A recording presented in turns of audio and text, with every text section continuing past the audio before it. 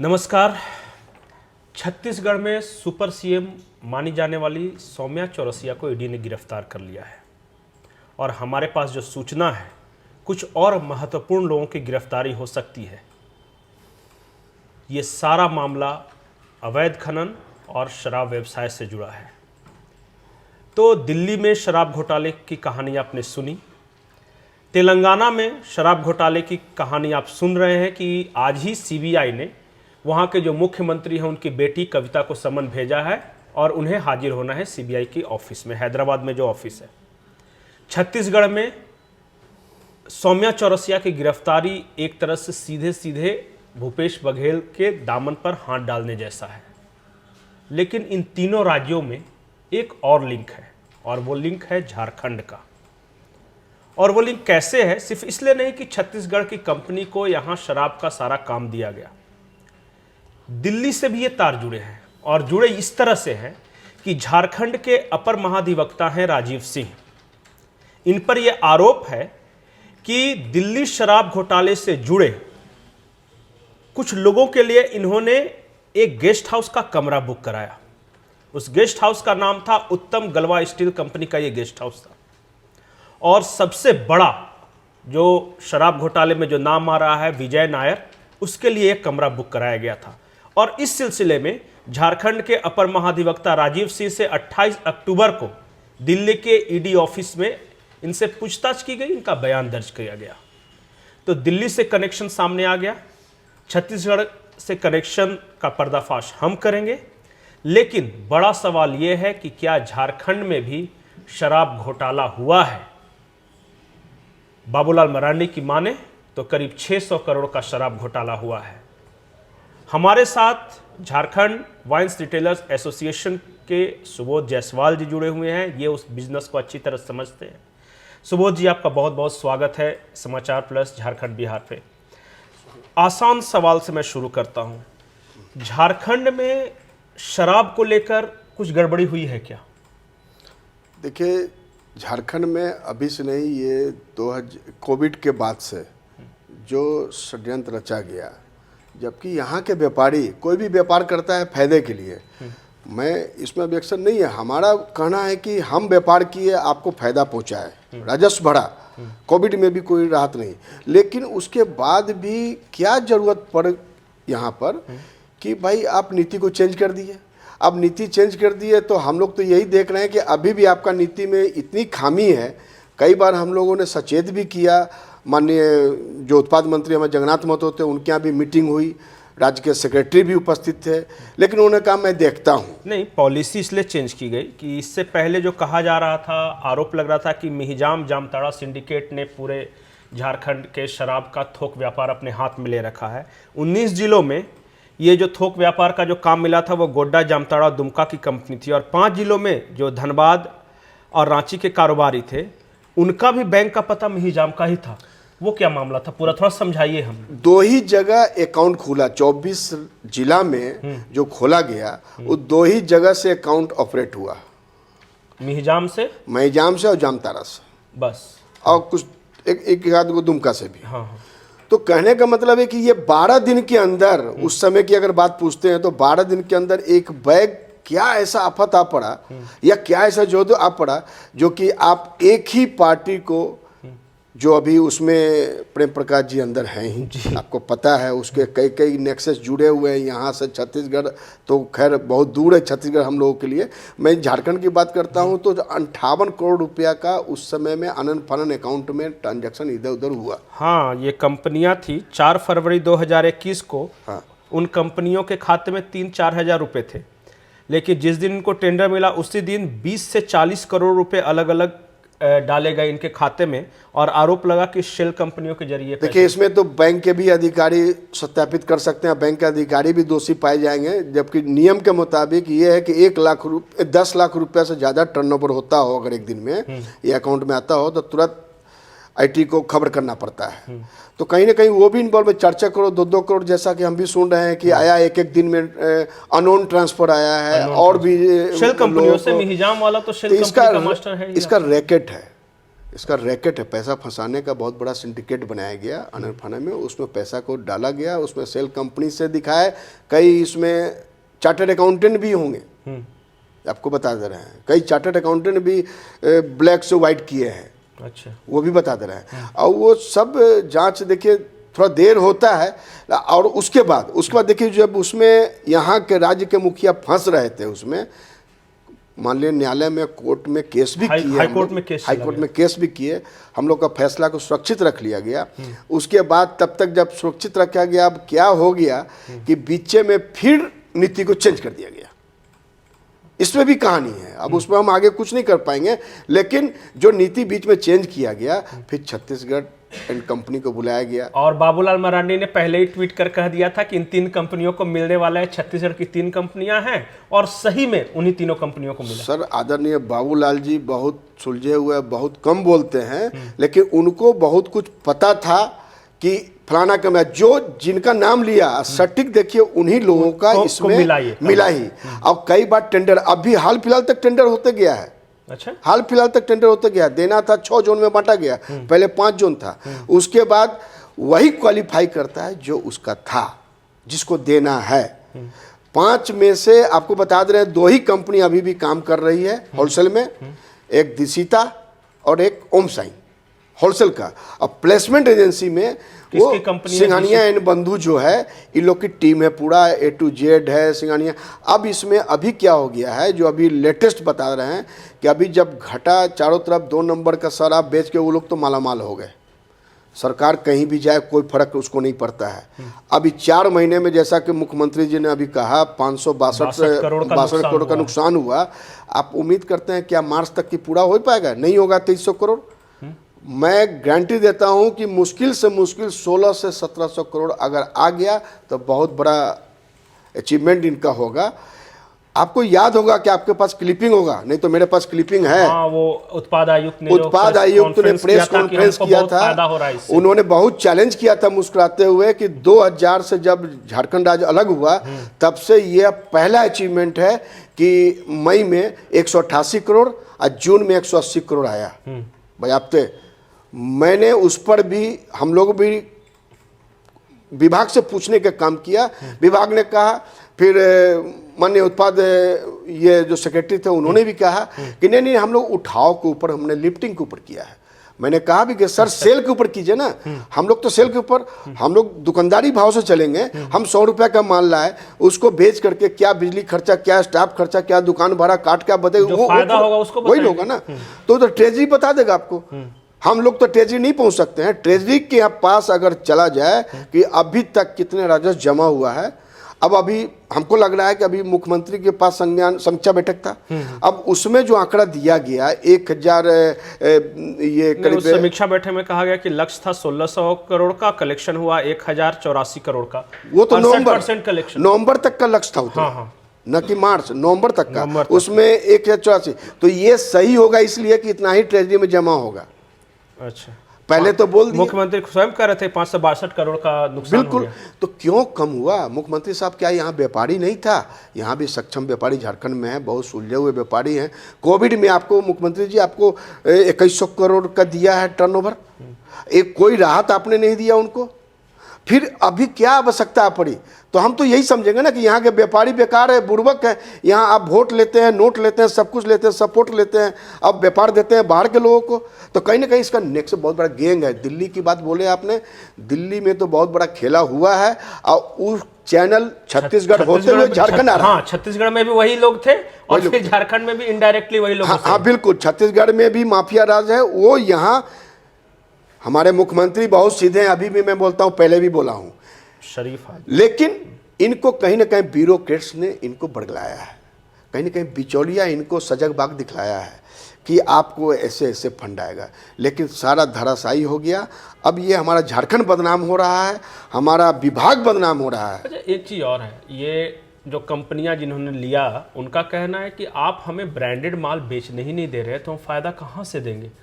वो अब देखिए ना, किसी भी शराब दुकान में जाइए आप और वहाँ मन माफी का ब्रांड मांगिए, मिल नहीं रहा है। कंपनियों का यही दलील है कि हम कहाँ से आपको मुनाफा देंगे।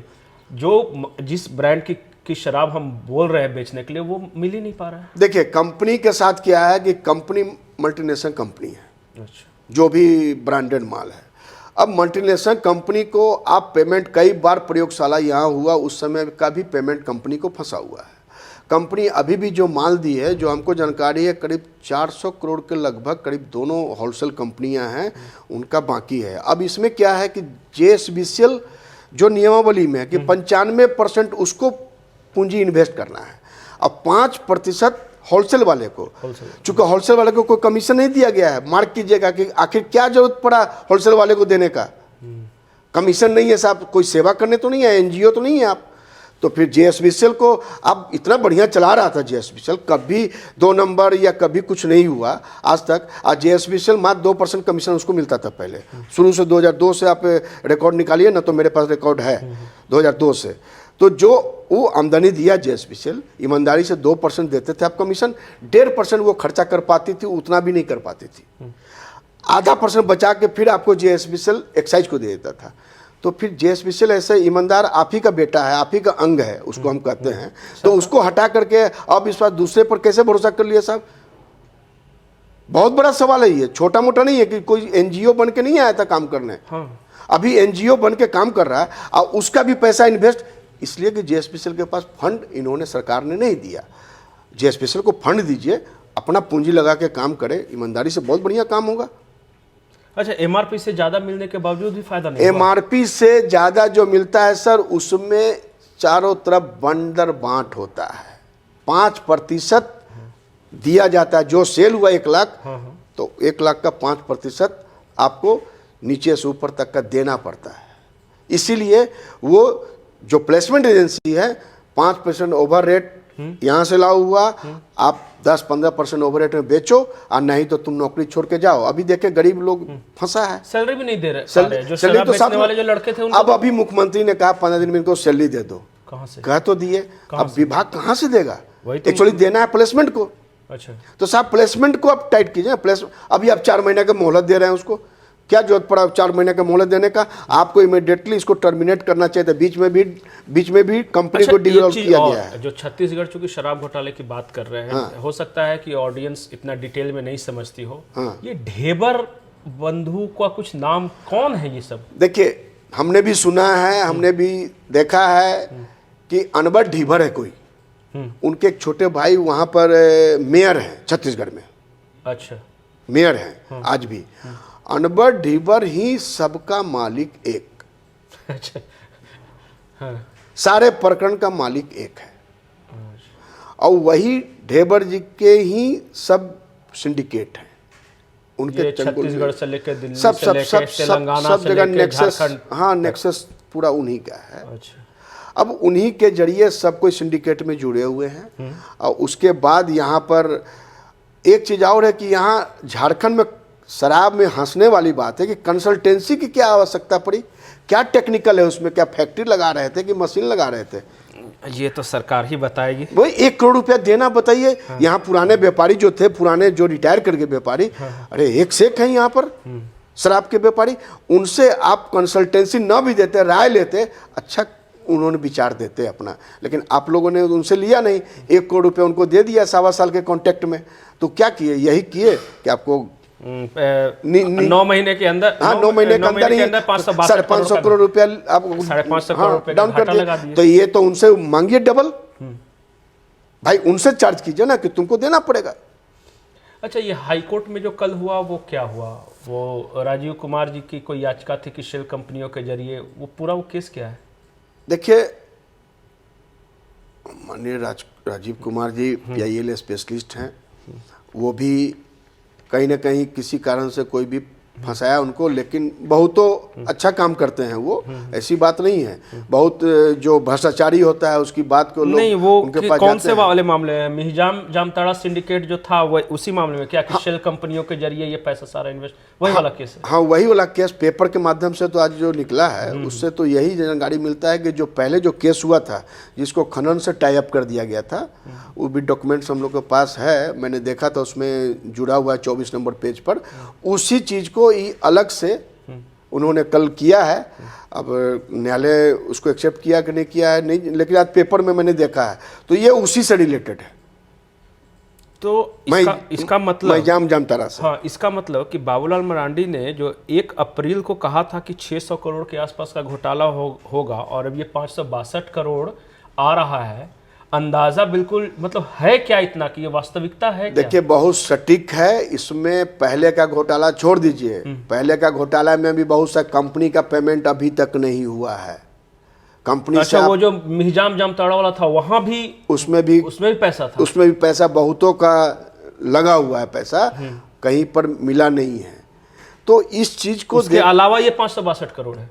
ये तो 562 करोड़ अभी तो का नया वाला है। अभी पहले वाला कितने का हो? पहले वाला भी कंपनी को नहीं मिला है तो कंपनी वाले क्लेम इधर करेंगे नहीं।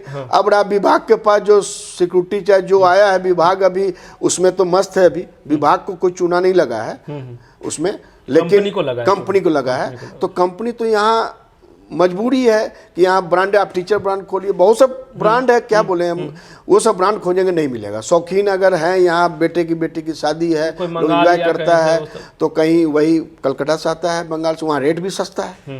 तो इस पर भी सोचना होगा। माननीय बाबूलाल जी ने कहा था, एक बार समझने की कोशिश की थी, तो उन्होंने कहा था कि क्यों 110 रुपया में बियर बिक रहा है आपको पड़ोसी यहाँ यूपी में बॉर्डर में, गढ़वा बॉर्डर से लोग लाता है, और यहाँ 190। तो सर ने पूछा था, तो मैंने कहा था कि सर यहाँ 150 रुपया में पंजाब से माल आता था, एक ब्रांड है जो अभी बोकारो में बन रहा है, वो 190 हो गया अभी सर। तो कैसे, क्यों? अच्छा, लोकल बना रहे पंजाब का, लोकल यहाँ बन रहा है आपको बोकारो डिस्टिलरी में। अच्छा, एक चीज़ और है, आप बहुत अच्छा मुद्दा उठाएं। हम एक और रिपोर्ट हमारे पास आ रही है कि दुमका साइड अब जाइए, संथाल में बंगाल का माल आ रहा है, जमशेदपुर में उड़ीसा का माल आ रहा है, गढ़वा में आपने बताया यूपी का माल आ रहा है, झारखंड का मतलब वो कंपनियां कहाँ है मेन इसमें? देखिए छत्तीसगढ़ का माल भी आ रहा है सब। देखिए 75% जो वेट जब लागू किया गया कोविड के टाइम में, वो आज तक रखा हुआ है। मैंने फार्मूला दिया था कि यहाँ के व्यापारियों से पूछिए और तब समझिए 35% भेंट था तो राजस्व कितना आया, कितना है? हाँ। आप भेंट बढ़ा करके अपनी पॉकेट भर रहे हैं, इसमें कमाने में बनेगा। अच्छा, और क्या, भेंट को घटा दीजिए, आपका राजस्व बढ़ जाएगा, ईडीपी बढ़ा लीजिए आप अपना, उससे आपका ये प्रॉफिट आ जाएगा। तो आप वो करते नहीं है साहब, आप अपनी पॉकेट भरने के लिए ये मत कीजिए। अभी भी झारखंड मेरा बहुत अच्छा सीधा साधा झारखंड है, झारखंड को बदनाम मत कीजिए, एक्साइज विभाग को बदनाम मत कीजिए। एक्साइज विभाग के जो अधिकारी हैं क्या करेंगे, ऊपर के कोई दबाव आएगा तो क्या करेंगे, कुछ नहीं कर पाएंगे, नौकरी उनको करना है।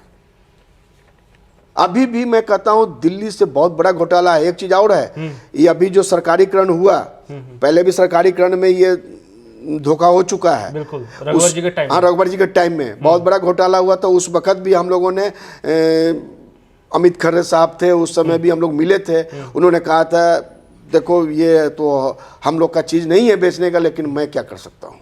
उन्होंने भी फाइल लौटाया था 3 बार। अच्छा, अमित खरे ने 3 बार फाइल लौटाई। बिल्कुल, राजबाला वर्मा के टाइम में ये सब घुस गए फिर माफिया लोग। फिर जब धोखा खाए, माननीय रघुवर जी ने जब सच्चाई पता चला तो ये हटा दिए, रद्द कर दिए। तो अब तो 2 ही उपाय है ना, या तो हाई कोर्ट कहे कि केंद्रीय एजेंसी से जांच करा लो, नहीं तो राज्य सरकार स्वतः। नहीं, अभी जेएसपीसीएल को देखिए, एक चीज और है, ये नीति बोलता है कि जो बेचा गया शराब उसकी कार्टून करोड़ों में होता है खाली। अच्छा, वो करोड़ों का कार्टून कहाँ चला गया अभी तक? अभी हाल में विभाग ने लेटर भी निकाला है उन लोग को कि खाली कार्टून रिकवरी के लिए, कहाँ, वो खत्म हो जाएगा, बायो न्यारा हो जाएगा। कहेगा कि इतना गल गया, सड़ गया, चूहा पी गया, चूहा काट दिया, लास्ट में सर ये 2 लाख रुपया कार्टून बेचने का है। यही आएगा, देख लीजिएगा, सुन लीजिएगा पहले। दूसरी बात कि शराब जितने भी आज तक झारखंड में पकड़ाया, आपका माल खाना नहीं है, आपका कहीं पर कुछ ठिकाना नहीं है। हम यही सुनते हैं कि एक ट्रक उधर पकड़ा गया, एक उसका होता क्या है? वही चीज तो है बहुत बड़ा इसमें, जो बहुत ऊंचे ऊंचे जगह पर अभी एक सप्ताह पहले बहुत बाहर का विदेशी ब्रांड पकड़ाया है। हाँ, वो कोई डिस्टिलरी भी बीच में था, उन्होंने अपनी फैक्ट्री बना कर रखी थी नामकुम साइड में। हाँ। तो ये माल जो है पकड़ के लाते हैं विभाग में। आप कभी खोजिए कि आज से 5 साल पहले का या अभी 2 साल पहले का शराब कहाँ है, नहीं मिलेगा। बड़ा बड़ा ब्रांड जो है चला जाता है, फिर इधर उधर बिक जाता है। तो ये बहुत बड़ा घोटाला होगा जब सीबीआई ईडी एक बार जांच करेगी, खंगालेगी। एक चीज और बता दें, जिस समय छत्तीसगढ़ वाले लोग जब आ रहे थे, रात को 2-2 बजे 3-3 बजे रात तक वहाँ काम हो रहा था आनन फानन में।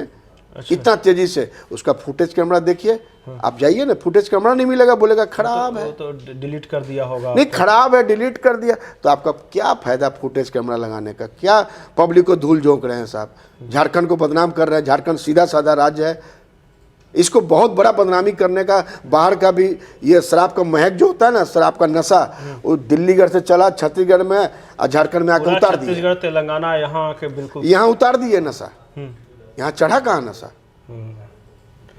तो कुल मिलाकर ये कहा जा सकता है कि तकरीबन ऐसे आरोप लग रहे हैं 562 करोड़ तो मौजूदा पॉलिसी को लेकर है, इसके पहले वाले करीब 1,000 करोड़ का राजस्व का नुकसान हो चुका है सरकार को अब तक, जो कि नवंबर की रिपोर्ट कहती है।